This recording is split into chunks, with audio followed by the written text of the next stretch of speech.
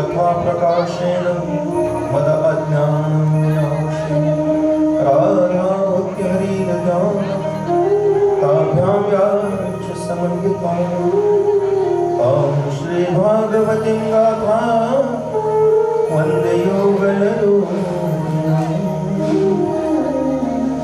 कृष्ण कृष्ण महायोगीन देवदेव जगत्पते पुंडरीकाक्ष गोविंद गरुड़ध्वज ते नमः जनार्दन जगन्नाथ पद्मनाभ त्रिविक्रम दामोदर ऋषिकेश वासुदेव नमः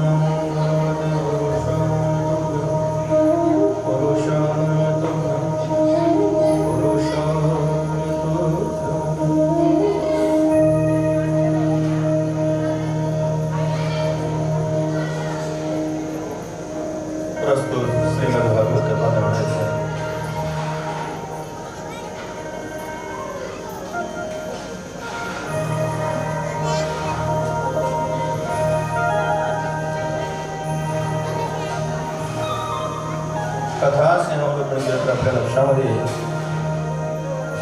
काल आपण जो कथाभाग पाहिलेला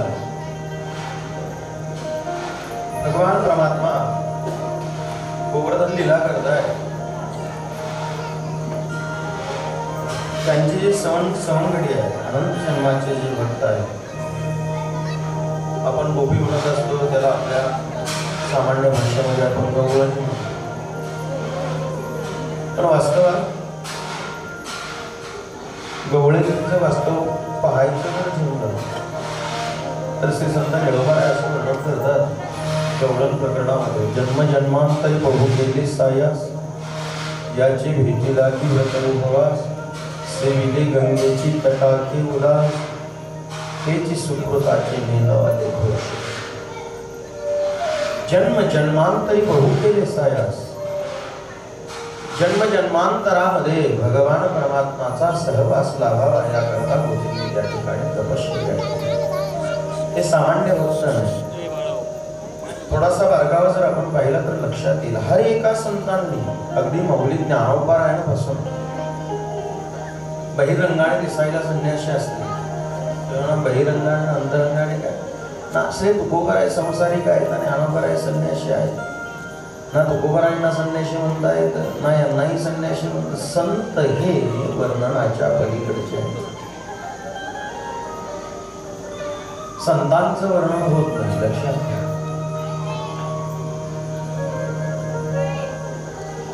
माऊली ज्ञानोबरायांपासून तर निळोबरायांपर्यंत जेवढे काही संत झाले त्या सर्व संतांनी गवळणी अर्थात गोपींचं वर्णन केलेलं आहे त्याला गवळण हर एका संत एकदा कबीर महाराजांना एक जण म्हटला काय तुमचं भगवंतावरचं प्रेम किती प्रेम त्यावेळेला कबीर महाराजांनी उत्तर दिलं कबीर कबीर क्या कहते हो जाम जमुना के थे एक एक गोपी के प्रेम में बह गए 100 कबीर कबीरजी म्हटले गोपींच्या एका एका गोपीच्या प्रेमामध्ये 100 कबीर वाहून गेले आणि ज्या कबीराच्या मागे शेलेविणी भगवान परमात्मा त्यांचे शेलेविणायचं काम करत होता त्यांची चाकरी करीत होता वाराणसीला अर्थात काशीला त्या ठिकाणी कबीर महाराजांचा मोठा वाडा आहे आणि तेच कबीरजी म्हणताय का एका एका गोपीच्या प्रेमामध्ये 100 कबीर वाहून गेले प्रत्येक क्षण वर्धमान प्रत्येक क्षणाला भगवंतावरचं प्रेम वाढत जात परमार्थ हा प्रॅक्टिकल नाही म्हणजे आम्हाला कीर्तन करता आलं भागवत करता आलं रामायण करता आलं हरिपाठ करता आला काकडा करता आला त्या साऱ्या गोष्टी केल्या म्हणजे परमार्थ असा अर्थ होत नाही. तुमच्या अंतःकरणामध्ये तुका म्हणे चित्त करारे निर्मळ येवणी गोपाळ आहे. चित्तामधून संसार संपलाय का? हवा असा वाटतोय का? मग जरा थांब बरं. तुका म्हणे कडू वाटतो प्रपंच किंवा विटले हे चित्त प्रपंचापासून. ज्या दिवशी संसार कडू वाटू लागेल समजायची आपली परमार्थाला सुरुवात झाली. काय समजायचं? ज्या दिवशी संसार कडू वाटू लागेल नको आता मज नसावी सर्व. संसार गंधीची वार्ता संसाराच्या गप्पाच आवडत नाही. तुकोबरामध्ये नकळे दिवस केला खंड लागले सी छोट. ज्या दिवशी संसार कडू वाटायला लागेल वमनादे चित्ती वैसलेसे उलटी प्रमाणे संसार वाटू लागेल. उलटी प्रमाणे ओकारी कळते ना असा संसार वाटू लागेल ज्या दिवशी त्या दिवशी परमार्थ झाला असं नाही, परमार्थाला सुरुवात झाली. कारण संसार हाच प्रतिबंध आहे भगवंतापर्यंत जाण्याकरता. खोपर आहे.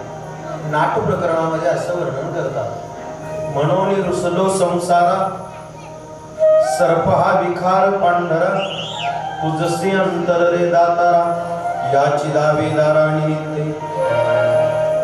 म्हणून रुसलो संसारा का होत खोपर आहे का रुसला? सर्प हा विखार पांढरा. पांढरा पायाचा मनुष्य आपण जसं म्हणतो ना त्याप्रमाणे संसार पांढरा आहे म्हणे. विखार पांढरा म्हणजे पांढरा सर्प आहे म्हणून मी त्याच्यापासून बाजूला झालो. तुझसे अंतर रे दाता पांडुरंगा माय बाबा तुझ्यामध्ये माझ्यामध्ये अंतर पाडणारा हा पांढरा साप आहे. कोण? संसार. याचे दावेदार आणि निमित्त आपण म्हणतो ना 7 जन्माचा वैर. संसार 7 जन्माचा नव्हे. अनंत संसार मालेची आठाई निंदे विषयी सही पाहिजे ते दृढावले चित्ताची येत आहे. अनंत जन्मामध्ये आम्ही संसाराचा सावळा गोंधळ करत आहोत. त्याच्याबद्दलच गोडी धरली, त्याच्याबद्दलच प्रेम धरलं. परिणामी जो पर्यंत संसारावरती रुसत नाही म्हणजे काय करायचंय? संन्याशाची कपडे घालायची आणि हिमालयामध्ये निघून जायचं असं आहे का? तर असं नाही बरं संजय. संसारावर जे प्रेम करतो ना आपण ते संसारावरचं प्रेम काढायचं आणि भगवंतावरती लावायचं. समजून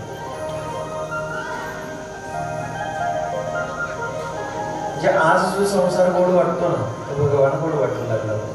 संसार गोड वाटू लागला. हे झालं का? झालं परमार्थ.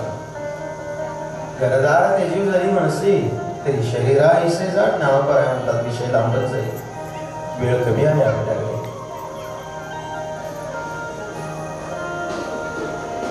अखंड प्रेम भगवंतावरती करता आलं पाहिजे. आपलं वेगळं आहे. देवाला नारळ फोडतो. जसे जसे लोक हात पुढे करतील वाटायला लागतो. बारीक बारीक तुकडे होत जातात. ओके नाही? तसं आहे आपलं संसारामध्ये सर्वांवर वाटलेलं प्रेम आहे आपलं. याच्यावर प्रेम, त्याच्यावर प्रेम, त्याच्यावर प्रेम, याच्यावर प्रेम, साऱ्या गावावर प्रेम आहे. भगवंतावर प्रेम करायला वेळच नाही. त्याच्याशी एकांतात संवाद करायला वेळच नाही. अंतरीची घेतो गोळी पाहे जोडी. त्याला अंतःकरणाची भाषा कळते बरं का फक्त. बाकी कोणतीच नाही कळत. कोणतीच. त्याला ना विद्वत्तेची भाषा कळते ना कीर्तनाची कळते ना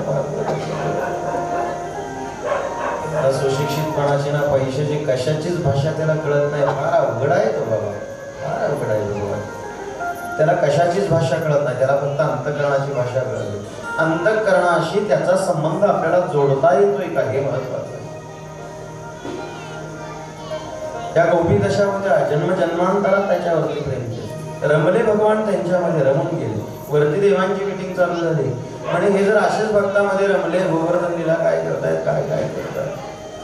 भगवान परमात्मा भक्तासाठी एवढा वेडा होतो. ब्रह्मदेवाला ते सुख तो आनंद ब्रह्मानंद गोपींना प्राप्त करून देण्याचं ठरवलं. शरद ऋतूची पौर्णिमा होती, आता येईल दिवाळीमध्ये, बरोबर आहे की कोजागिरी पौर्णिमा म्हणतो आपण. त्या दिवशी भगवान परमात्माने ब्रह्मदेवाला प्राप्त नसलेला ब्रह्मानंद गोपींना प्राप्त करून देण्याचं ठरवलं. आणि भगवान काय करत आहे, त्या कदंबाच्या वृक्षावरती निशम्य गीतम तदनंग वर्धनम व्रजश्रिये कृष्ण गृहीत मानसा. भगवान परमात्मा बासरीचे स्वर छेडतात त्या कदंबाच्या वृक्षावरती. सर्व गोपींना रास क्रीडेचा आनंद द्यायचा असतो, रासमंडलाचा आनंद द्यायचा असतो. निमंत्रण म्हणून बासरीचे स्वर छेडले भगवान परमात्मा.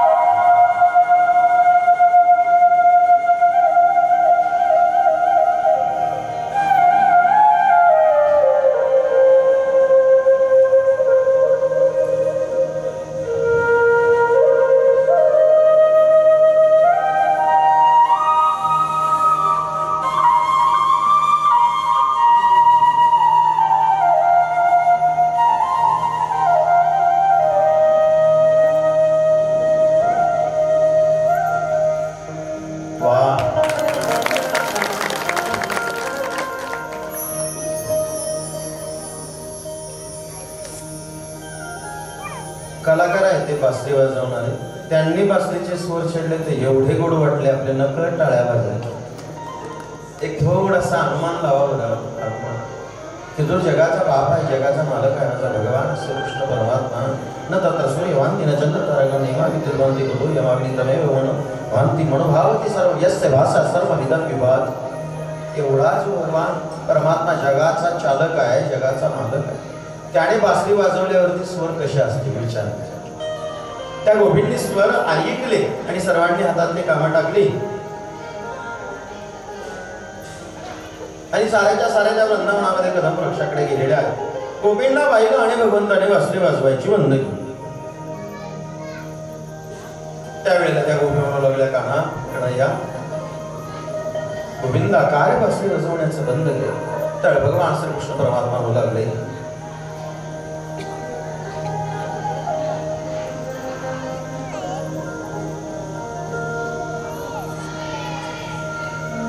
भगवान कन्हैया म्हणत आहे, तुम्ही सर्व चांगल्या घरातल्या सुसंस्कृत घरातल्या सर्व स्त्रिया एवढ्या रात्री अपरात्री इकडे कुठे फिरताय, वनामध्ये कुठे आलात, हाच त्यांना विचारू लागला. बासरीच्या स्वराने निमंत्रण यानेच दिलं आणि पुन्हा हाच त्यांना विचारू लागला, एवढ्या रात्रीच्या तुम्ही कशा फिरू लागले, तुम्ही खंदाणी स्त्रिया, सुसंस्कृत स्त्रिया आहे. आता हे खेडेगावामध्ये नाही बरं का, पण शहरामध्ये आहे, पार्ट्या करत फिरतात स्त्रिया, आपल्याला माहित आहे. असा प्रकार आहे. भगवान म्हणू लागले, एवढ्या रात्री अपरात्री तुम्ही इकडे कशा काय आला. पतिव्रतेने रात्री अपरात्री फिरू नये. पतिव्रतेचा धर्म असतो पतीची सेवा करावी आणि सुसंस्कृत स्त्रियांनी रात्री अपरात्री फिरू नये. पतिव्रतेचा धर्म असतो, टाळायचा असतो. तुम्ही पतीची सेवा करायची सोडून इकडे निघून आलात. पतीच्या सेवेची ताकद काय असेल मला सांगतो. भगवान म्हणू लागले,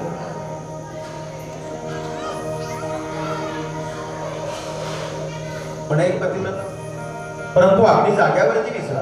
का बरं? अनुसया मातेचं जर उदाहरण पाहायचं ठरलं, चित्रकूटला आत्रे अनुसयांचे आश्रम जो आहे तिथे वारा व्हायचं ठरलं तरी मंद मंद व्हायचा. सूर्य त्या ठिकाणी जोरामध्ये त्या ठिकाणी आपली किरण सोडायचा नाही. मंदाकिनी गंगा आहे, पाणी घ्यायला अनुसया माता आली का ती कचरा बाजूला करायची. गंगा का बरं? पतिव्रता आहे, शाप दिली. कन्हैया सांगू लागला, तो आगरी सुद्धा घाबरला. तर कदाचित या पतिव्रतेच्या मुखातून जर शाप निघाला, सुमती शंडलीचं उदाहरण आपल्याला माहिती आहे, सर्व विस्तार स्वरूपाने पाहायला आपल्याकडे वेळ नाही. सूर्य उगवायचाच थांबवला, ही पतिव्रतेची ताकद असते. त्याप्रमाणे तो आपली जाग्यावर विसला. सांगू लागला, पतीची सेवा सोडून कुठे जाऊ नये. उदाहरण दिलं. देव सुद्धा पतिव्रतेला घाबरतो हे कन्हैयाने उदाहरण दिलं. अग्नी भिजून गेला. त्याने तिच्या मुलाला काही केलं नाही.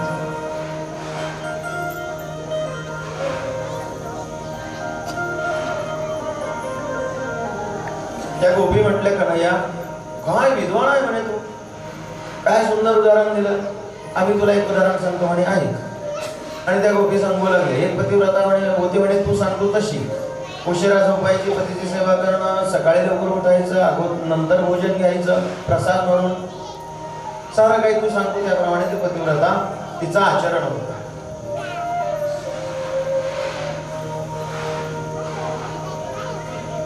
एकदा काय झालं म्हणे तिच्या पतीला बाहेर गावी जायची वेळ आली. मग तिने काय केलं, आपल्या पतीचा पुतळा तयार केला आणि ज्या टायमाला भोजन आपल्या पतीला देत होती त्याच टायमाला त्या पुतळ्यापुढे ते भोजन ठेवायचे, वारा घालायची. पती अमुक टायमाला निद्रा येतात, झोपताय त्यावेळेला तो पुतळा झोपवायचा. ज्या वेळेला उठवत होते जितक्या वाजता तितक्या वाजता त्या पुतळ्याला उठवायचा. अशी त्या पुतळ्याची सेवा चालू. एकलव्य ज्याप्रमाणे द्रोणाचार्य यांचं नाही का पुतळा वगैरे मग पुतळ्याला साक्षी देऊन त्याप्रमाणे पतिव्रता म्हणे करू लागली. ते करू लागल्याच्यानंतर काय झालं, 2-4 दिवसांनी तिचा पती परगावावरून आला. आल्याच्या नंतर तिने तो पुतळा पुढे बसवलेला होता आणि त्याला पुढे भोजन वाढलेलं होतं आणि त्याला वारा घालत होते. तितक्यामध्ये पती दारामध्ये आला आणि त्याने आवाज दिला, मला पाणी देतेस का. ते गोपी म्हटली, कन्हैया आता तू सांग त्या गोपीने काय, त्या पतिव्रतेने काय करावं. जो ज्या पुतळ्याची पती म्हणून 4 दिवस सेवा केली त्याच्या पुढे बसावं का खरा खुरा पती दारामध्ये उभा राहिलाय, तो पाणी मागतोय, त्याला पाणी निघून द्यावं. त्यामुळे कन्हैयाने सांगितलं सोपं आहे. आतापर्यंत पुतळ्याची पूजा का करत होती, तर पती बाहेर गावी होता म्हणून. आता खरा खुरा पती जर समोर आलेला आहे तर आता पुतळ्याची सेवा करण्याची काय गरज आहे. आता आपल्या खऱ्या पतीला पाणी निघून द्यायला पाहिजे. सर्व गोपींनी टाळ्या वाजवल्या. मी तुम्हाला टाळ्या वाजवा म्हटलोच नाही, तुम्ही वाजवले म्हणजे तुम्ही ऐकताय, तुमचं लक्ष आहे. सर्व गोपींनी टाळ्या वाजवल्या. म्हणले, कन्हैया किती हुशार आहेस, किती विद्वान आहेस, किती ज्ञानी आहेस तू. बरोबर तू उत्तर दिलं. खरा पती आल्याच्या नंतर पुतळ्याची सेवा करण्याची काही गरज नाही.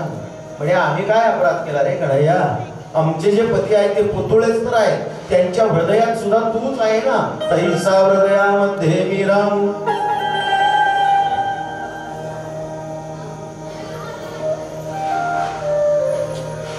ते गोपी सांगू लागली. सर्वांच्या प्रमाण पाठ आहे पण आता आपल्याला ते आठवत नाही.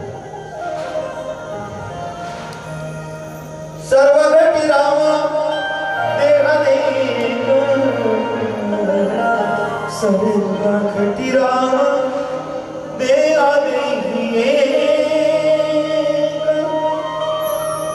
हरिपाठामध्ये आपण म्हणतो, सर्वांच्या हृदयामध्ये सर्वस्य चाहं हृदय सन्निविष्टो मत स्मृतिर्ज्ञानमपोहनं. सर्वांच्या हृदयात तोच आहे, तोच आहे. अरे कन्हैया, आमच्या पतींच्या हृदयामध्ये तूच आहेस. ते तर केवळ पुतळे आहे. नवे नवे शास्त्र असं सांगतं जगामध्ये पुरुष केवळ भगवान आहे.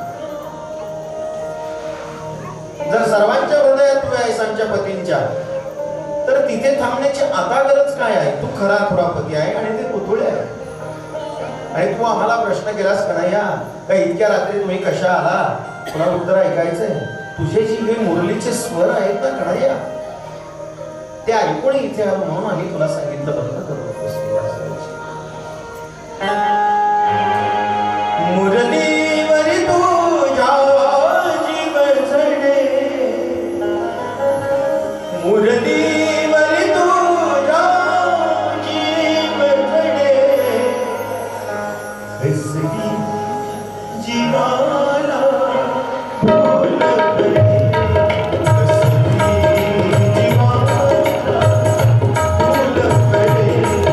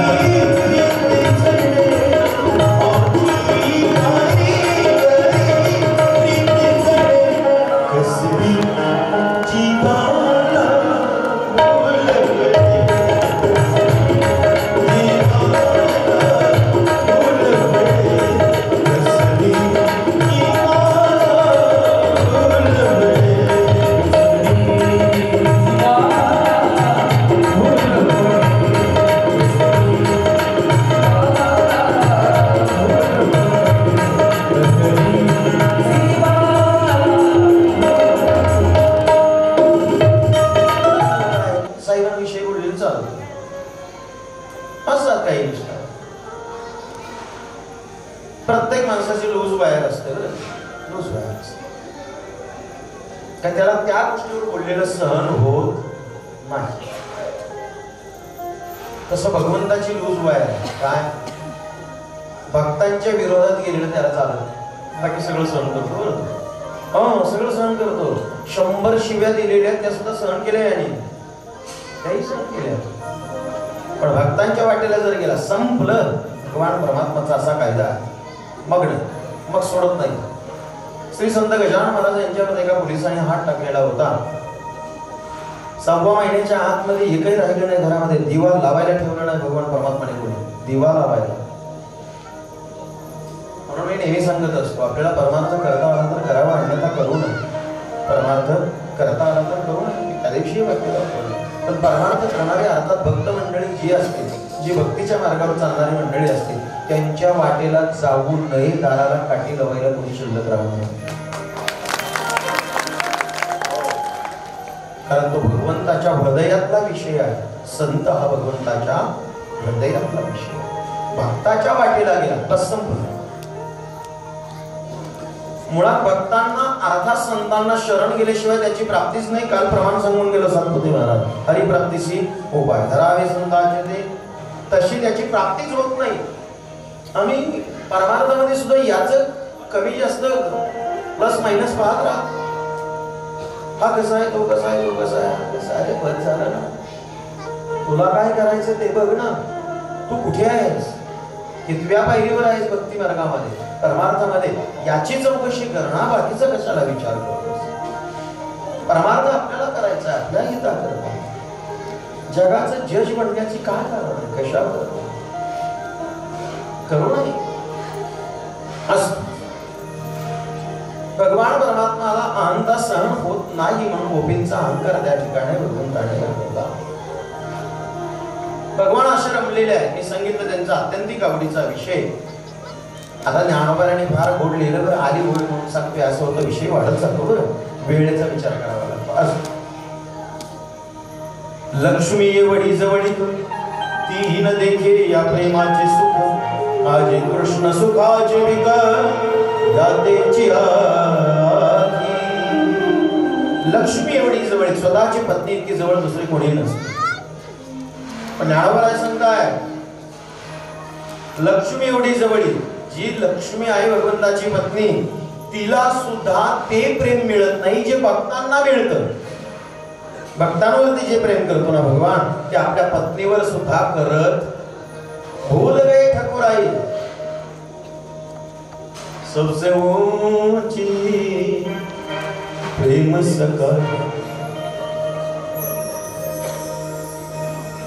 स्वतःच्या पत्नीला जे प्रेम देत नाही भगवान परमात्मा, तो भक्तांना देत असतो.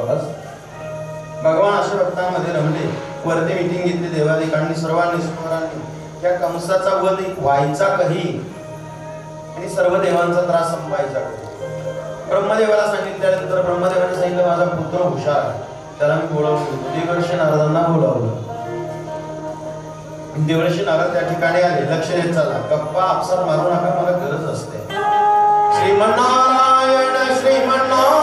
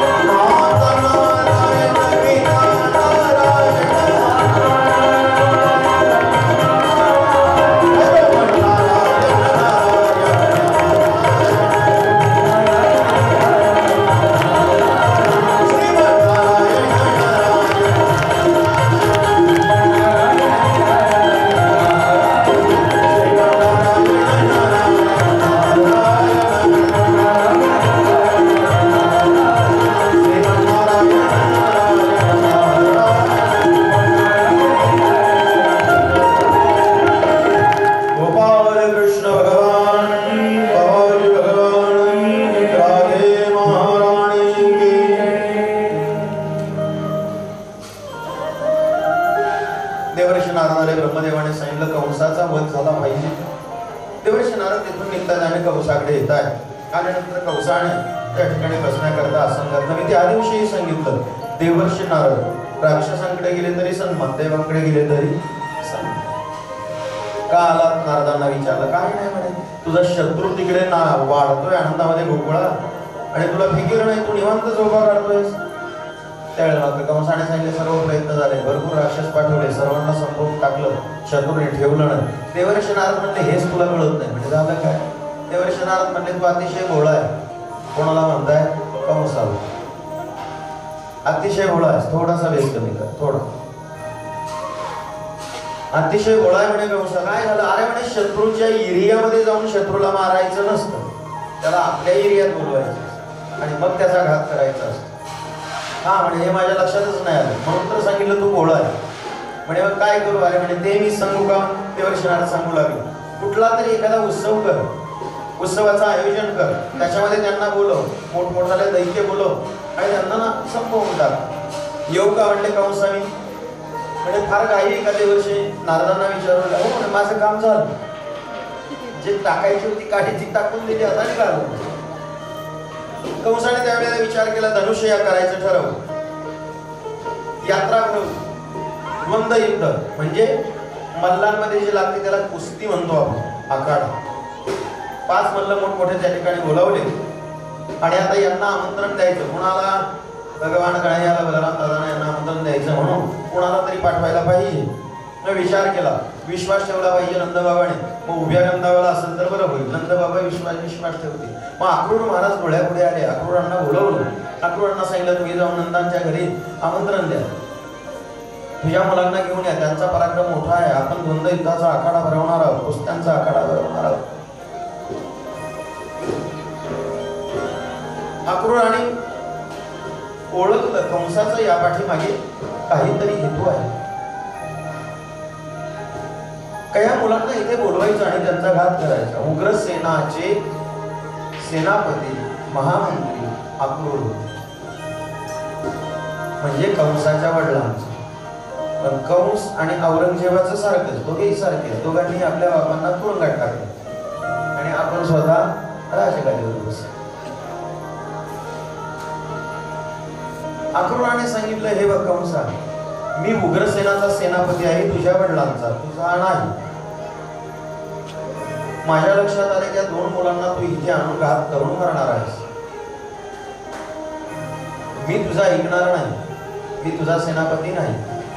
कंसाने विकट हास्य केलं त्या ठिकाणी. तो म्हटला, अक्रूरा तू बरोबर बोलतो, तू नाही गेला तरी चालेल, काही हरकत नाही.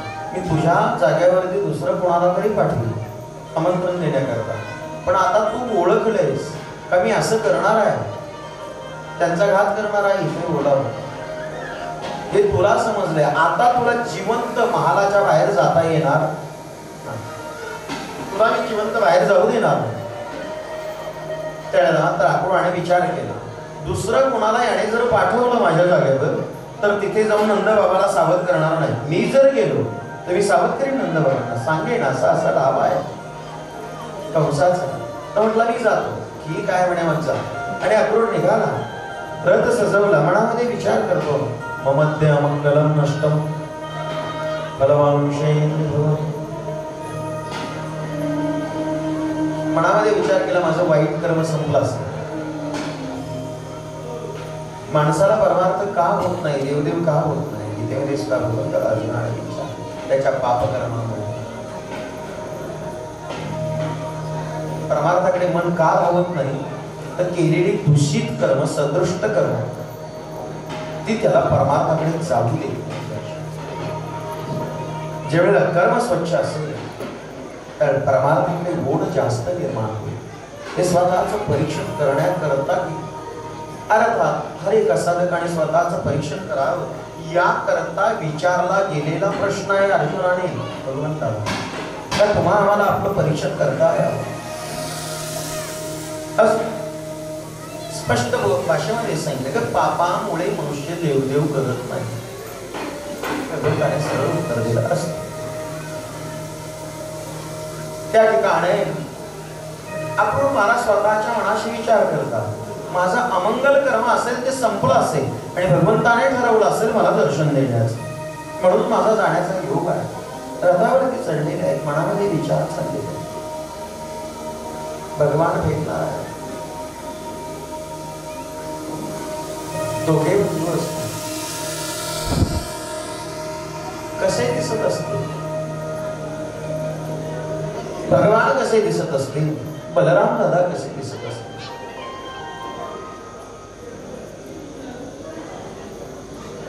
स्वतःच्या मनाशी विचार करताय. भगवान कन्हैया गोरे असते? नाही नाही, भगवान परमात्मा सावळे असते, बलराम दादा गोरे असते. मी जाईल त्यावेळेला संध्याकाळ होईल, त्यावेळेला कदाचित भगवान गायी घेऊन पाठीमागे आलेले असतील, कन्हैया गायी घेऊन पाठीमागे आलेला असतील, गायींची पदचिन्ह मातीवरती उमटलेली असतील. मी जाऊन प्रथमतः त्याचं दर्शन करेन. भगवंताची पदचिन्ह असतील, ते मृत्तिका मी माझ्या कपाळी लागेल, माती लागेल. मी ज्यावेळेला नंदबाबांच्या वाड्यावरती पोहोचेल,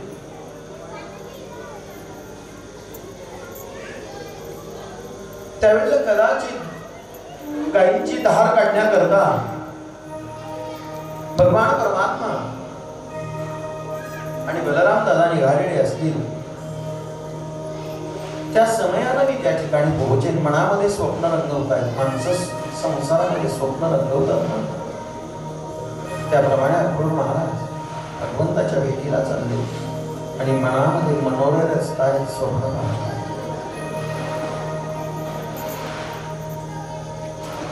संध्याकाळच्या वेळेला अक्रूर महाराज गोकुळामध्ये पोहोचले आणि गायींची पदचिन्ह पाहिली, भगवान परमात्माची पदचिन्ह पाहिली. त्या ठिकाणी मातीवरती उडी मारली रथामधून आणि जाऊन मस्तक टिकवलं आणि भगवंताच्या पदचिन्हाचं दर्शन करत आहे.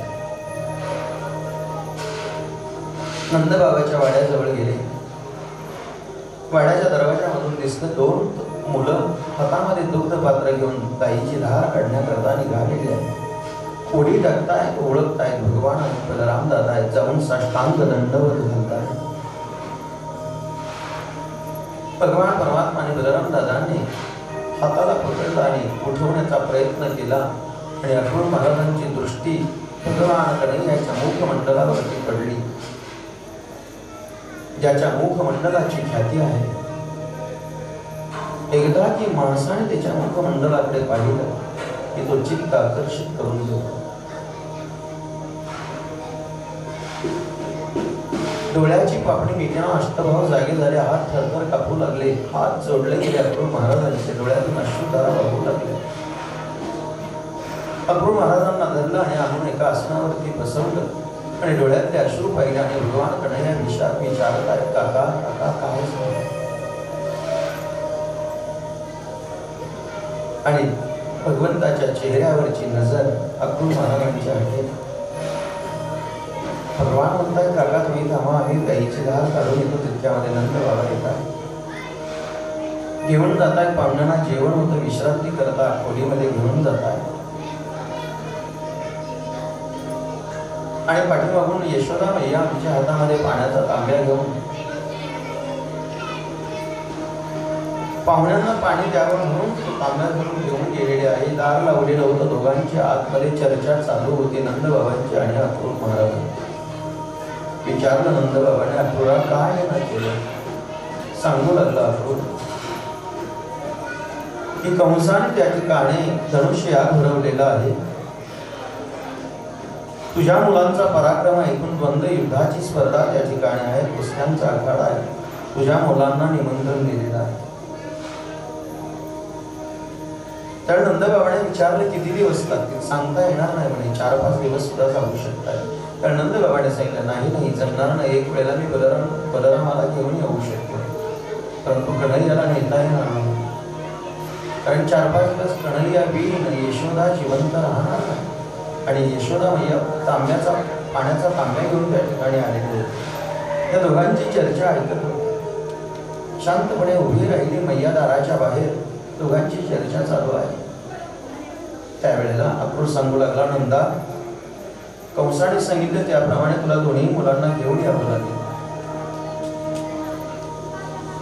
नाही म्हणे, मी कन्हैयाला नाही आणू शकत, यशोदा नाही जिवंत राहणार. अक्रूराने सांगितलं, अरे नंदा, तो कृष्ण तुझा मुलगा नाही, तो वसुदेव देवकीचा आहे. तुला कन्या झाली होती, आठवते का? वसुदेव या ठिकाणी आला, त्याने त्याचा मुलगाही ते ठेवला आणि त्याला तुला झालेली मुलगी तो घेऊन गेला. आणि ज्या वेळेला हे बोलणं यशोदा मैयाने दाराच्या बाहेर, खोलीच्या बाहेर उभी होती, दार लोटलेलं होतं आणि कानावरती ते आवाज आला, हातामध्ये पाण्याचा तांब्या आहे. त्यावेळेला अक्रूराने सांगितलं, नंदा तो तुझा मुलगा नाही कृष्ण, तो वसुदेव देवकीचा आहे. आणि हातात तांब्या हातात खाली गळून पडला. मैयेला ते बोल कानामध्ये एखाद्या बाणाप्रमाणे गेले. भिंतीचा आधार घेतला, थकलेलं शरीर थरथर कापू लागलं. स्वतःच्या मनाला विचारू लागली, मनाला पटेना नाही, ज्याच्यावर मी एवढं प्रेम केलं तो माझा मुलगा नाही, तो वसुदेव देवकीचा आहे. मैयेने भिंतीचा आधार घेतला, भिंतीचा, आणि हळूहळू खाली बसवले. काही केल्याने मनाला पटेना की कन्हैया माझा मुलगा नाही, वसुदेव देवकीचा आहे. मनावरती आघात झाला. आणि त्या दिवशी कन्हैया मात्र सर्वात शेवटी जेवणा करता आला. कन्हैया आल्यानंतर सांगितलं, मैया मला जेवायला वाढणार भूक लागली. जेवायला वाढलं. कन्हैया त्या ठिकाणी जेवतच जात आहे. मैया विचार करते, याला आज एवढी भूक कशी लागली आहे?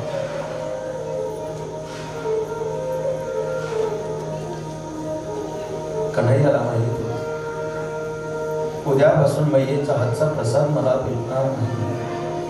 माझी कर्मभूमी उद्यापासून मथुरा आहे, पुढे द्वारका आहे. म्हणून भगवान परमात्मा एकाच यशोदा मैयाच्या हातचं जेवण करून जेवण झालं, अंथरून टाकलं आणि भगवान परमात्मा जवळ आले. मात्र कन्हैयाला झोप त्या दिवशी येत नाही. मैया विचार करते, अक्रूर याला न्यायला आलेला आहे, कन्हैयाला घेऊन जाईल का? कन्हैया त्याच्याबरोबर जाईल का? विचार करते मनामध्ये. कन्हैयालाही त्या दिवशी झोप येत नाही. मैयाने कन्हैयाला उठून बसवलं आणि विचारलं, कन्हैया मी ऐकलंय अक्रूर तुला न्यायला आले, तू जाणार आहेस का? तुला मथुरेला नेण्याकरता आले. कन्हैयाने सांगितलं, नाही ग मैया, तुला सोडून कुठे जाईल? तुझ्याशिवाय मला मी नाही राहू शकत, तुला माहित. भगवान खोटं बोलतात. पुन्हा जवळ घेते मैया. कन्हैया म्हणू लागला, माझ्या डोक्यावरून हात फिरवला मैया, मला झोप नाही. पुन्हा माझ्या डोक्यावरून हात फिरवते, झोपण्याचा प्रयत्न करवते. मैया मनामध्ये विचार करते, कन्हैया माझ्याबरोबर खोटं तर बोलत नाही ना, याला झोप काय येत नाही. त्याला उठवते आणि देवघरापर्यंत घेऊन जाते. देवघरातल्या देवांकडे बोट करते आणि सांगते, कन्हैया या देवांची शपथ घे की तू मला सोडून जाणार नाहीस. कन्हैयाने साऱ्या देवांची शपथ घेतली, कारण साऱ्या देवांचा देव तो आहे ना. मैयेला आधार वाटला, बरं वाटलं, खरं बोलतोय असं वाटलं. घेऊन आली. पुन्हा झोपण्याचा प्रयत्न करू लागला. कन्हैया पुन्हा म्हणू लागला, आई मला जवळ घे ना. मैया मला जवळ घे, माझ्या डोक्यावरून हात फिरवणं, मला झोप येत नाही. मैयाने डोक्यावरून हात फिरवला. पुन्हा असा संशय वाटला की कन्हैया माझ्याबरोबर खोटं बोलत आहे. उठून उभा केला कन्हैयाला आणि सांगितलं, कन्हैया माझ्या डोक्यावरती हात ठेव, माझ्या प्रेमाची शपथ घे की मैया तुला सोडून मी जाणार नाही. त्यावेळेला मात्र जगाचा मालक असलेला भगवान कन्हैया श्याम सुंदर नखापासून तर डोक्यापर्यंत नखशिखांत हादरला. मैयाच्या प्रेमाची शपथ कशी घेऊ? मैया तुझ्या प्रेमाची नाही शपथ घेऊ शकत. खाली मान घातली. त्यावेळी मैया म्हटले, कन्हैया आतापर्यंत तू माझ्या बरोबर खोटं बोलत होतास, याचा अर्थ तू अक्रूराबरोबर जाणार आहेस. मी ऐकलंय तू वसुदेव देवकीचा मुलगा आहेस, माझा नाहीस. पण तुला सांगू कन्हैया, कन्हैयाने सांगितलं, मैया मला जावं लागलं.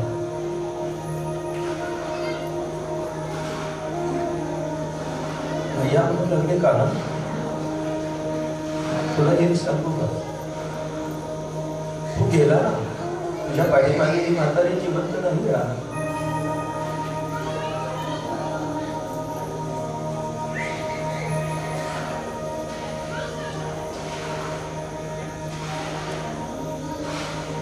कन्हैया म्हणू लागला, मैया असं नको बोलूस.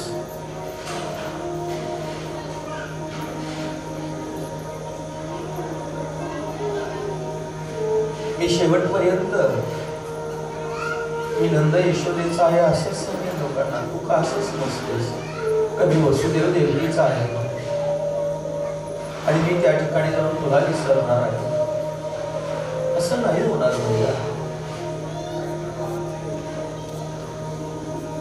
मैयाने सांगितलं, कन्हैया मी तुला उखळाला बांधलं, त्याचा राग अजून गेला नाही करे. हे बघ कन्हैया, ज्या हाताने तुला उखळाला बांधलं ना, त्या तुझ्या समक्ष आता मी तोडून टाकते, ठेवत नाही, पण तुला सोडून जाऊ नको. आणि मैया धावू लागली. आपले हात तोडण्याकरता कन्हैयाने मिठी मारली. मैया नाही बस, असा का अर्थ करतेस? मला जावं लागेल मैया. भगवान परमात्माने विचार केला की जर अशीच मायेचा पडदा तिच्या डोळ्यावरती राहिला तर हिला समजणार नाही मी कोण आहे. भगवंताने नारायण स्वरूप धारण केलं. मैयेने हात जोडले. तू आहेस होय, भगवान नारायण आहेस का? मला भगवान नारायणाची गरज नाही, तू माझा कन्हैया म्हणूनच माझ्या समोर उभा राहा. फक्त एक विनंती आहे तुला.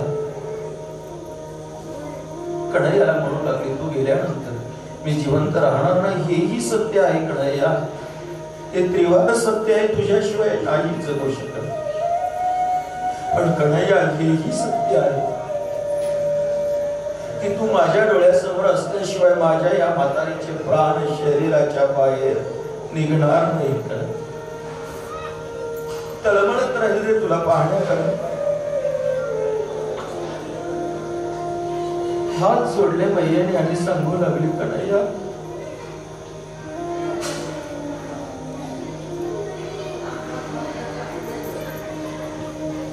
त्या अंतिम क्षणाला माझ्या समोर येशील नाही.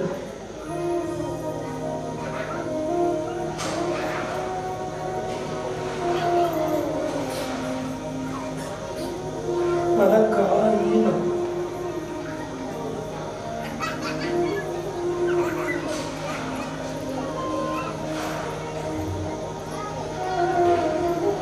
तुला पाहण्याकरता माझे डोळे बिलबरत राहतील आणि माझे प्राण बाहेर नाही पडणार.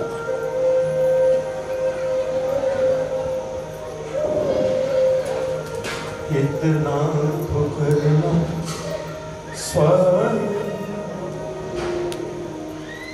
जब प्राण तुमसे निकले,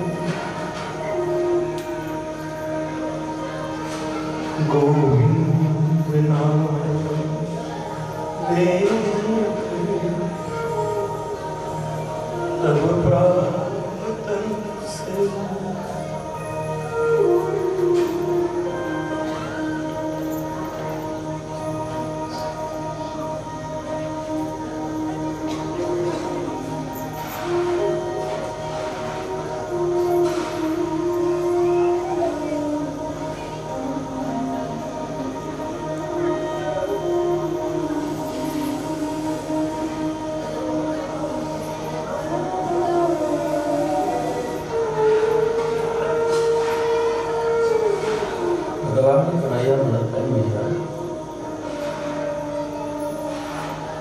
काळही माझ्याच ताब्यात आहे. तो तुझे प्राण कसे देईल आणि तुझे प्राण कुठे जाणार आहेत मला सोडून?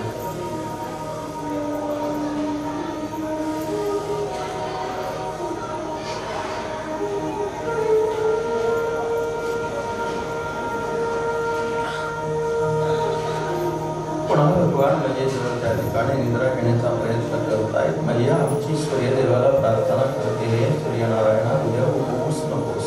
हे कन्हैया जाणार नाही. संपूर्ण गोकुळामध्ये ही बातमी पसरली की अक्रूर न्यायला आलेले आहेत आणि कन्हैया जाणार आहे.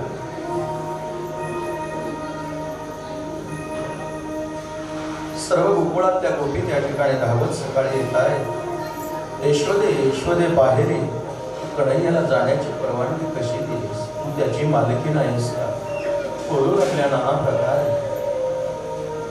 मैयेच्या डोळ्यातून अश्रुधारा वाहत आहेत, हात जोडलेले आहेत आणि मैया त्या ठिकाणी बाहेर येते. मुखामधून अक्षर बाहेर पडत नाही. कन्हैयाला घेऊन गाईच्या गोठ्याकडे गेले. गाईंच्या भक्त मंडळी दुःखी होतील यामध्ये काही विशेष नाही. मात्र ती मुके प्राणी गाईंच्या डोळ्यामधून अश्रुधारा चालू झाल्या होत्या. मैयेने दाखवलं, कन्हैया अरे ह्या मुक्या प्राण्यांची तरी दया येऊ देणार आहे तुला. तुझ्यासाठी त्यांच्या डोळ्यात अश्रू चालू आहे. भगवान काहीही बोलत नाही. सर्व गोपी त्या ठिकाणी जमा होत आहेत. भगवान रथावरती चढतायत आणि गोपी आपल्या शरीर रस्त्यावरती झोकून देत आहेत. रथाच्या समोर अक्रूर महाराजांना सांगतायत, अक्रूरा तू जर कन्हैयाला नेणार असेल तर प्रथमतः आमचा वध तुला करावा लागेल. आमच्या शरीरावरून रथाची चाकं तुला फिरवावी लागतील. रथ आमच्या शरीरावरून जाईल तसा जाणार नाही. अक्रूराने मागे वळून कन्हैयाकडे पाहिलं. कन्हैया भगवान कन्हैया खाली उतरत आहे.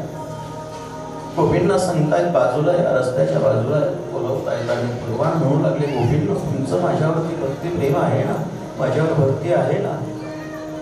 गोपींनी सांगितलं, कन्हैया काय करू म्हणजे तुला पटेल तू सांग ना. आम्ही काय केलं म्हणजे हे सिद्ध करू शकू का तुझ्यावरती आमची श्रद्धा भक्ती प्रेम आहे.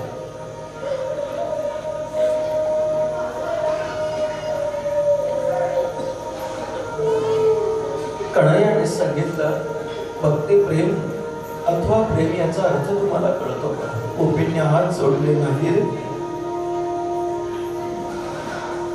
तू सांग ना.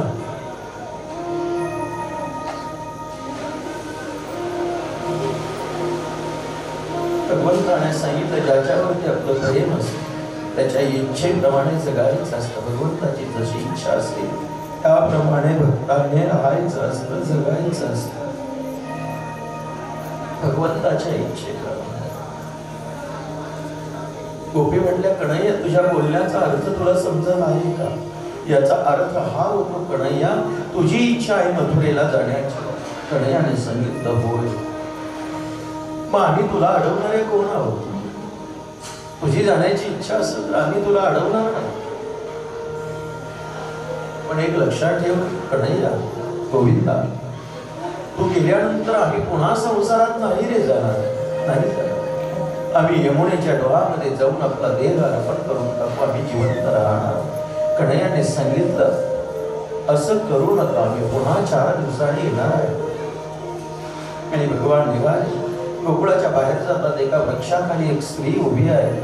भगवान कन्हैया अक्रूरांना सांगतायत, काका रथ थांबवा. रथातून उडी मारतायत. त्या वृक्षाखाली जी स्त्री आहे तिकडे भगवान निघताय. ती स्त्री दुसरी तिसरी कोणी नसून राधा महाराणी होत्या.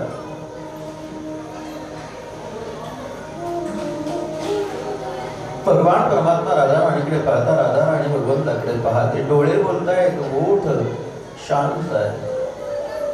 भगवंताचे डोळे सांगतायत राधेला, राधे मी 2 दिवसामध्ये येणार आहे. राधा म्हणते, मी गोकुळातली अण्णाडी गोपी नाही इकडे. मला माहित आहे मला श्रीरामाचा शाप आहे. 100 वर्षाकरता तुझी आणि माझी ताटातूट होणार आहे. आणि डोळ्यातून अश्रू गळगळा वाहू राधा राणीच्या. गुडघे टेकवले आणि हात जोडून म्हणू लागली, कन्हैयाला तू भगवान म्हणतोस ना स्वतःला. तू भगवान आहेस, सत्ताधारी आहेस, सर्व जगताचा असं म्हणतोस ना. तो शाप निस्तेज करणार आहे का ना? अरे 100 वर्ष कशी जगू? तुझी माझी ताटातूट होणार आहे. 100 वर्षापर्यंत मी जगू कशी? कन्हैयाने आपली बासरी दिली राधा राणीच्या हातावरती आणि सांगितलं, माझ्या भक्ताचा शाप तुला आहे, तो भोगावा लागेल. पण मात्र ही बासरी तुला देत आहे.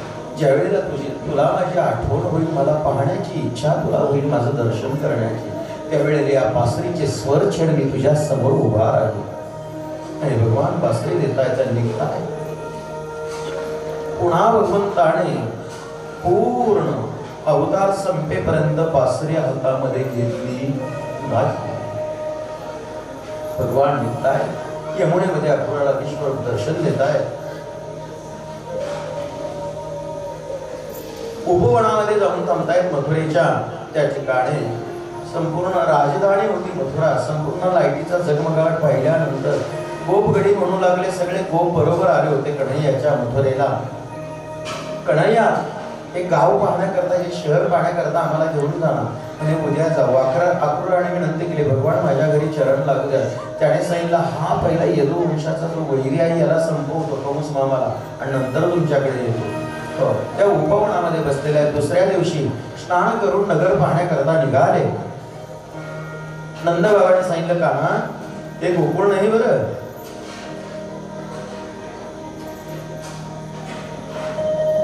गोकुळामध्ये तू जशा खोड्या करत आहेस त्याप्रमाणे इथे वागू नकोस. सरळ जा आणि सरळ ये. कन्हैया मनामध्ये म्हणतो, बाबा तुम्ही चिंताच करू नका, मी शांत राहण्याकरता इथे आलेलोच नाही. तुम्ही शांत राहा, फक्त मला जे करायचे ते करू द्या. आणि भगवान ते नगर पाहण्याकरता निघाले. ते लहान लहान गोपालक घेऊन निघालेले. भगवान ते गोपालक वेळी वाकडी नाचत उड्या मारत कन्हैयाच्या भोवती त्याचंच भजन करत निघालेले आहे. गोपाला गोपाला देवकी नंदन गोपाला,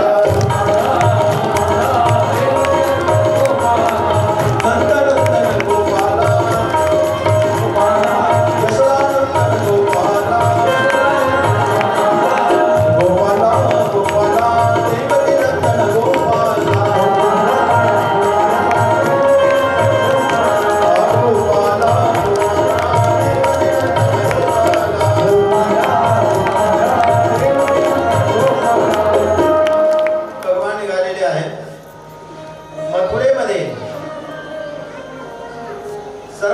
कानावरती ही वार्ता गेलेली होती, भगवान कन्हैया येणार आहे.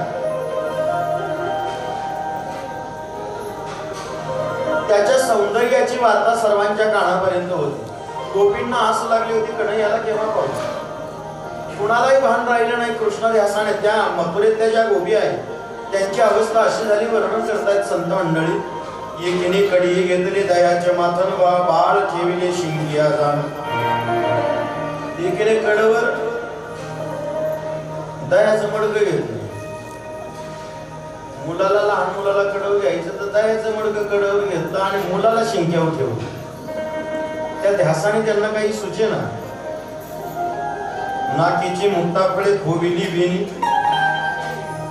म्हणजे नथ जी येते डोक्यात खोवी. मोतियाची जाळी गुडघ्या लागून बांधलेली, गुडघ्या लागून म्हणजे गजरा जो येतो गुडघ्याला बांधला. एकीने काजळ डोळ्यात घालायचं ते गालाला चोळलं. त्यांना कृष्ण ध्यासाने काही सुचेना. भगवान चाललेले आहेत रस्त्याने. गोपगडी हे भगवान भजन करत चाललेले आहेत. गोपाळ सर्व दोन्ही बाजूने लोक त्यांना पाहण्याकरता. काही लोक हार घेऊन आले, काही लोक फलाहार घेऊन आले, काही सुगंधित द्रव्ये घेऊन आले. सोना सर्वांचा सन्मान त्या ठिकाणी भगवान कन्हैया स्वीकारत आहे. स्वीकारत पुढे चाललेले. पुढून एक रजक नाम परीट आला. त्याच्या डोक्यावरती कपड्याचं गाठोडं होतं. त्या मुलांनी ते पाहिलं.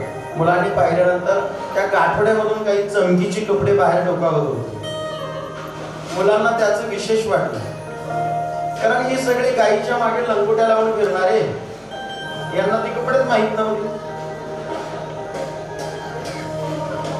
ते कन्हैयाला म्हणू लागले, कणू कणू ते बघ ना, त्या माणसाच्या डोक्यावरती गाठोडा आहे, त्याच्यामध्ये कपडे आहेत, चमकणारे कपडे आहेत, आपल्याला थोड्या वेळा करता घालायला देईल का?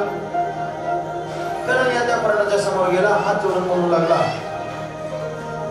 हे परीट दादा, ही कपडे थोड्या वेळा आमच्या मुलांना द्या, त्यांनी पाहिलेली नाही, थोड्या वेळा घालतील, पुन्हा देऊन टाकतील. तो रजक अर्थात परीट भडकला. काही कळतं का? अक्कल आहे का?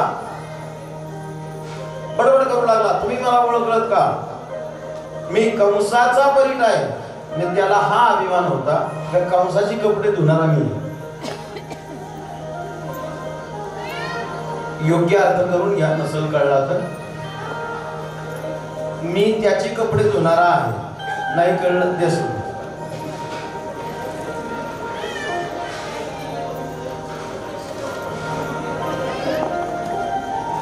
कन्हैया म्हटला, परीट दादा आम्हाला काही कामची नाही पाहिजे, थोडा वेळा करता या मुलांची इच्छा पूर्ण करण्याकरता कोणाचा साथ करतो कळत नाही, मूर्ख कुठला का नाही याला म्हटला तो परीट भगवंताने एक कानफडामध्ये ठेवून दिली, जागेवर तद्दाम परम खलास.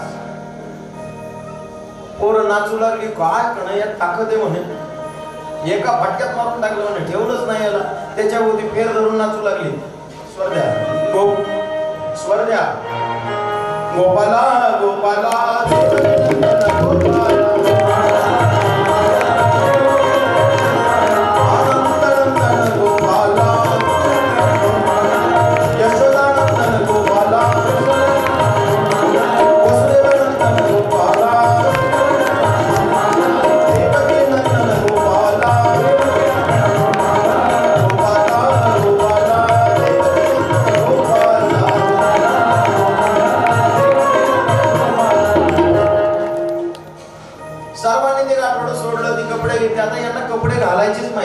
गायींच्या मागचे यांनी ते सलवार जे पायजामा हातात घालायला लागले. त्यांना म्हटले दोन हातच आहेत. भगवानकडे हसू लागला, मला थांबा तुम्हाला ते कपडे येणार नाही, ते कंसाचे आहे. ते कपडे काढून घेतले. समोर शिंप्याचं दुकान होतं, तिथे कपडे घेऊन गेले. सांगितलं शिंपे दादा या कपड्यांना थोडा अल्टर करून द्या, या पोरांना वापरता येईल गोपगड्यांना. त्यावेळी तो शिंपे दादा म्हटला या ना, म्हटला दुकान तुमचंच आहे, कारण त्यांनी पाहिलं होतं. काय एका फटके त्याने परीट मारला, दुसरा लागलाच नाही फटका. म्हटलं दुकानच तुमचं या ना म्हटलं. ती कपडे अल्टर करून दिली, पोरांनी घातली. गोपाला गोपाला करत भगवंताचं भजन करत असल्याने निघालेले आहे. पुढे चालल्याच्या नंतर कुब्जा नावाची जी कंसाची सैरंध्री होती ती समोरून येत होती. कंसाची सैरंध्री तुम्हाला कळलं नसेल, सैरंध्री नाही काहीच कळलं ना, मराठी कळतच नाही. ब्युटिशियन कळतं का? ते ब्युटी पार्लर मध्ये तुम्ही जाता त्या बाईला ब्युटिशियन म्हणतात. हे तर माहिती आहे का? आहे का माहिती? ते ब्युटी पार्लर मध्ये जे जात असतील त्यांना माहित असेल, त्या स्त्रियांना ब्युटिशियन म्हणतात. तोच मराठीत अर्थ होतो सैरंध्री. म्हणजे राजवाड्यामध्ये जाताना, महालामध्ये प्रवेश करताना कंसाला सजवायचं काम ती करायची. ती कुब्जा नावाची जी होती सैरंध्री, तिच्याकडे भरपूर असं मेकअपचं साहित्य होतं. तिने पाहिलं का नाही याला, आणि तिच्या मनामध्ये इच्छा झाली याला गंध लावावा, याला सजवावा. हा दिसायलाच इतका सुंदर. राजस सुकुमार मदनाचा पुतळा, राजस सुकुमार. तेवढ्यात कन्हैयाने त्या कुब्जेला पाहिलं आणि तिला म्हणू लागला हे सुंदरी. कोणाला म्हटला? कुब्जेला. कुब्जा 8 ठिकाणी वाकडी होती. किती? 8 ठिकाणी. हा तिला म्हणला सुंदर. तिला इतका आनंद झाला, मलाही सुंदर म्हणणार कोणीतरी आहे. म्हणला मला गंध लावशील का? मनात म्हटली तुला नाही लावायचा तर कोणाला लावायचा? त्याला गंध लावला भगवान दादा. आणि भगवान कोणाची उधारी ठेवत नाही. तिला म्हटलं माझ्या समोर उभी राहा. तिला समोर उभी केली, तिच्या पायावरती पाय दिला आणि तिच्या हाणून झटका मारला. मारल्याबरोबर तडतड तडतड वाजली आणि स्ट्रेट झाली, एकदम सरळ. 8 ठिकाणी वाकडी असली सरळ. सर्व गोपगडी विचार करू लागले कन्हैयाला काय काय करता येते. ती 8 ठिकाणी वाकडी असली तेव्हा सरळ करून टाकली. नाचू लागले, भजन करू लागले. गोपाला गोपाला देवनंदन गोपाला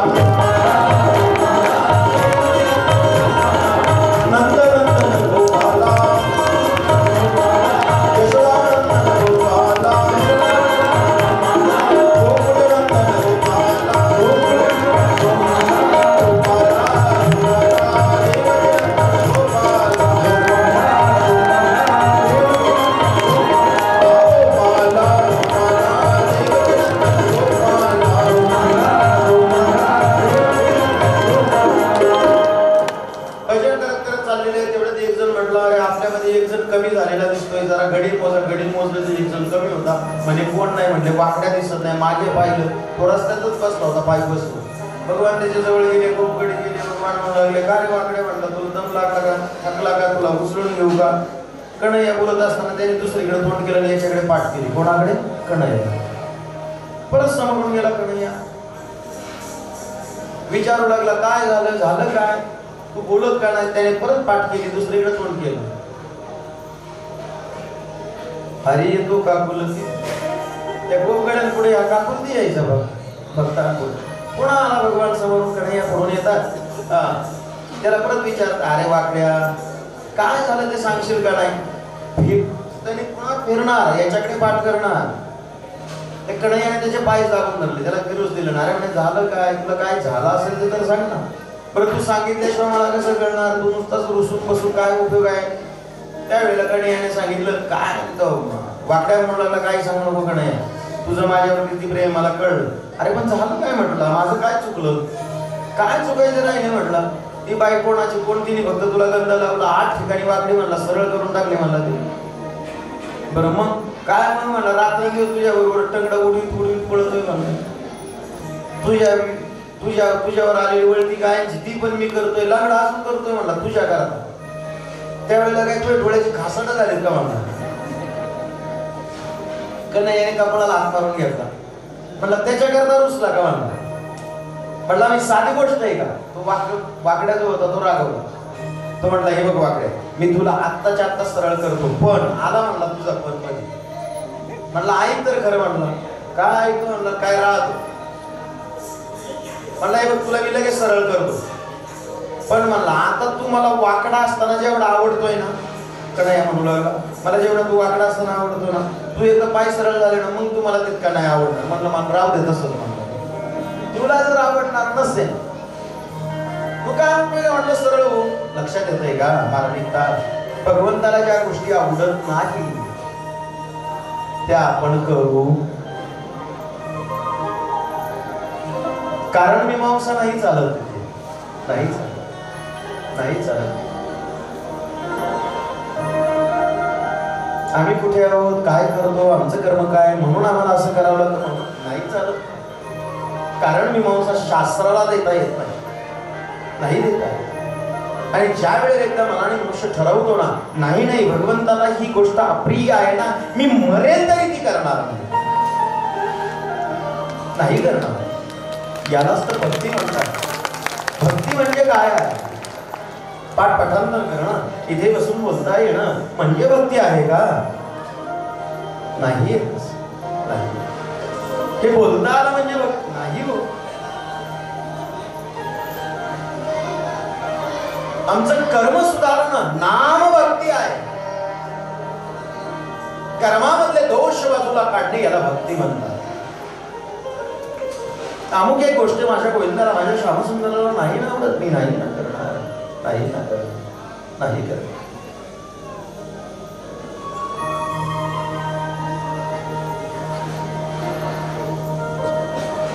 वाकड्याने सांगितलं, तुला जर आवडणार नसेल मी तसा सरळ झालेला तर मला वाकडा ठेव, मी असाच राहील, पण तुझ्या प्रेमाला पात्र होईल. जग काय कोणावरही प्रेम करतो, जिथे स्वार्थ असेल तिथे प्रेम करतो. जग स्वार्थ असेल प्रेम करतो.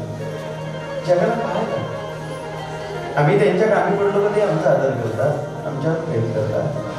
पण भगवंताच्या प्रेमाला पात्र कसं हो हे मरेपर्यंत विचार करीत राहत जगणं, त्याच्या आवडीनिवडीप्रमाणे, यालाच भक्ती म्हणतात. भक्ती यापेक्षा वेगळी नाही.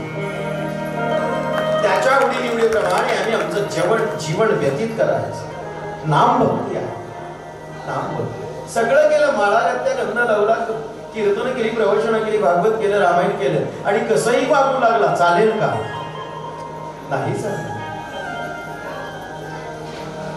आम्ही इथे भागवत करतो आणि नको त्या ठिकाणी तुम्ही जर आम्हाला पाहिलं, निश्चित अशा कर्मामध्ये पाहिलं योग्य आहे का ते? नाही. भक्ती म्हणजे कर्म सन्मान, पुढे चालण्याचा प्रयास करू, त्याकडे वेळ करूया. वाकड्या म्हटला, तुला जर आवडणार नसेल ना कन्हैया तर मग मात्र आता देवाला आवडणारी भक्ती कोणती, काय भरपूर आहे, त्याच्यावरती तास जाईल, पण आपला सांगत बसायचं नाही. कोणते भक्त देवाला आवडतात, कोणते नाही आवडत, हे सांगितलं भगवंताने. आवडणारे भक्त कोणते वगैरे. चल पुढे चालण्याचा प्रयास. जो परशुरामाने धनुष्य दिलेला होता त्याचा जाऊन त्या ठिकाणी भंग करताय भगवान परमात्मा. वेळ नसल्यामुळे आपण पाहत नाही. जेणेकरून परशुरामाने सांगितलं कंसाचा वध त्या ठिकाणी केलेला आहे. भगवान परमात्मा त्या ठिकाणी कंसाचा वध झाल्यानंतर 23 अक्षरे सैन्य घेऊन 17 वेळा जरासंध त्या ठिकाणी स्वारी करतो. सगळा आपल्याला इतिहास पाहायला गेला नाही, पाहुण्यानं वाजलेले आहे. भगवान परमात्मा मथुरा सोडून द्वारका निर्माण करताय आणि द्वारकेला गेल्यानंतर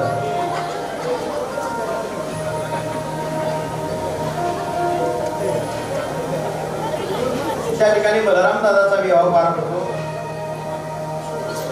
रेवताचा मुलगा जो कुकुमी आहे त्याची कन्या रेवती आणून त्या ठिकाणी बलराम दादा यांना त्या ठिकाणी समर्पण केले जाते आणि बलराम दादांचा विवाह पार पडतो. शुभमंगल. परमात्माच्या दिव्य कथेमध्ये दलित राजा परीक्षित भगवान शिवदेवांना विचारतात, गुरुदेव भगवान परमात्माचा विवाह कथा त्यावेळेस सांगू लागले. राजासीद भीष्मकणाम विदर्भाधिपती महांतस्य पंचावन्न उत्तराखंड विदर्भ देशाचा राजा जो आहे भीष्मक म्हणून त्याला रुक्मी, रुक्मरथ, रुक्मभाऊ, रुक्मकेश, रुक्ममाली व कन्या रुक्मिणी असे 6 अपत्य होती. एकदा दरबारामध्ये देवर्षी नारद आले आणि त्यांनी द्वारकाधीशांचा पराक्रम, यश, गुण, कीर्ती, वैभव, ऐश्वर्य सर्व काही वर्णन केलं आणि रुक्मिणी मातेने मनोमन ठरवलं मी विवाह करील तर द्वारकाधीशांशी करेल. परंतु शिशुपाल हा मात्र रुक्मी म्हणजे रुक्मिणीचा मोठा भाऊ याचा मित्र होता. हा भगवंताचा कन्हैयाचा आत्या भाऊ. याने ठरवलं होतं शिशुपालाला माझी बहीण मी रुक्मिणी देणार. आणि हे ज्या वेळेला घरामध्ये कळलं, रुक्मिणी मातेच्या पायाखालची माती सर्व सुदेव नावाच्या ब्राह्मणाला बोलवलं, त्याच्याकडे पत्र दिलं आणि सांगितलं द्वारकेला हे नेऊन दे. द्वारकेला जाऊन नेऊन दिलं. त्या पत्रामध्ये सांगितलं होतं अंबा मातेच्या दर्शनाकरता उद्या मी येणार आहे, तुम्ही त्या ठिकाणी या आणि माझं हरण करून मला घेऊन जा. ते पत्र वाचताना भगवान परमात्मा तिथून निघालेले आहे. ब्राह्मण काकडाबरोबर घेतलेला आहे. रथावरती बसवलं आणि एका रात्रीमध्ये द्वारकेवरनं भगवान परमात्मा अमरावतीला आले. विदर्भात अमरावती आहे ना, ते भगवंताची सासरवाडी. म्हणजे आपण महाराष्ट्राची मंडळी भगवंताची सासरीकडची मंडळी आहे, सासरवाडी. तिथे अंबा मातेचं मंदिर आहे. आम्ही 8 दिवस अगोदरला गेलो होतो. त्या मंदिरावरून आम्हाला जायला यायला लागायचं. म्हणून ते नाही कौंडण्यपूर म्हणून जवळच आहे तिथे. ती भीष्मक राजाची राजधानी होती. भगवान एका रात्री त्या ठिकाणी आले. अंबा मातेच्या मंदिरामध्ये त्या ठिकाणी आल्यानंतर सुदेव ब्राह्मण गेला रुक्मिणी मातेला सांगायला मी कन्हैयाला घेऊन या ठिकाणी द्वारकाधीशांना घेऊन मी या ठिकाणी आलेलो आहे. आतमध्ये त्या ठिकाणी गेल्यानंतर रुक्मिणीने विचारलं, सुदेव ब्राह्मण कसे काय आला, तर माझा निरोप पोच केला का, द्वारकाधीश येणार आहे त्या विचारलं. वास्तवात सुदेव ब्राह्मण येण्याच्या अगोदर आमच्या रुक्मिणी मातेची सारखी तगमग चालू होती. हा ब्राह्मण वेळेवर गेला असेल का, भगवंताला निरोप दिला असेल का, भगवान मला न्यायला येणार आहेत का, माझ्या विनंतीचा स्वीकार करणार आहेत का. आमच्या श्रीसंत एकनाथ महाराजांनी फार याचं गोड वर्णन केलेलं आहे. तळमळ लागून राहिलेली आमच्या रुक्मिणी मातेला. कसा बाई हरी विनती कसा बाई हरी विनती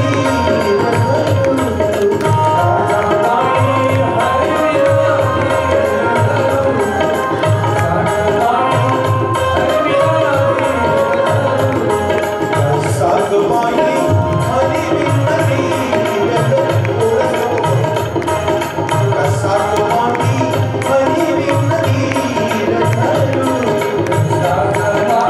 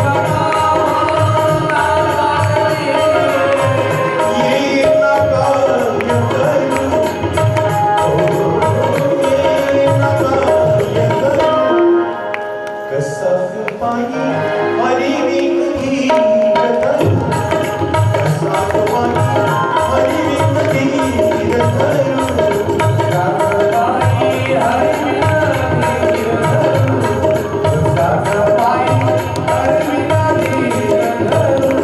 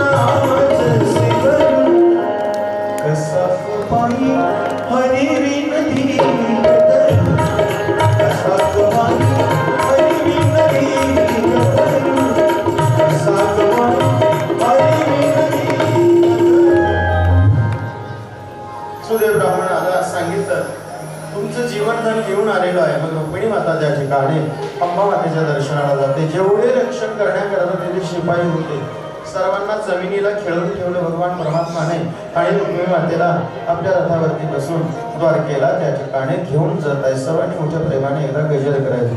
ताम राजकन्याम रथमारू रक्षितुं जहार कृष्ण द्विषतां शक्षितां रथां समरोप्य सुवर्ण लक्ष्मण राजन्य चक्रं परिभूय माधव ततो ययौ गुरौ गणेशैः शुगालमध्या दीपभाभ्रद्धरी पुण्डरीकां विठ्ठल श्री ज्ञानदेव गोपालकृष्ण भगवान राधे महाराज की जय.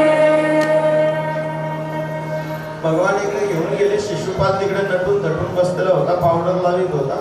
एकाने जाऊन सांगितलं अरे काय पावडर लावितो, नवरी गेली पुढे गेली, कुणी नेली म्हणे द्वारकाधीश. जातो म्हणला, नको जाऊ मरशील म्हणलं.